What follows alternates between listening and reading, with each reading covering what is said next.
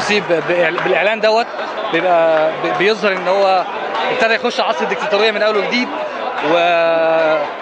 وللاسف القرارين الوحيدين اللي هو باقي حاططهم في الاعلان الدستوري اللي هم العسل اللي هو بيقولوا عليهم طلعوا قرارين فاشلين اصلا، ان هم بقوا مشروطين ان اعاده المحاكمات بظهور ادله جديده، والادله الجديده دي عمرها ما هتطلع طول ما الداخليه هي ومش عايز يعمل تطهير ليها. نزل عشان قرارات المهزله اللي عملها محمد مرسي يوم الخميس اللي فات، الاعلان الدستوري العظيم اللي خلاه فرعون مصر مش رئيس مصر.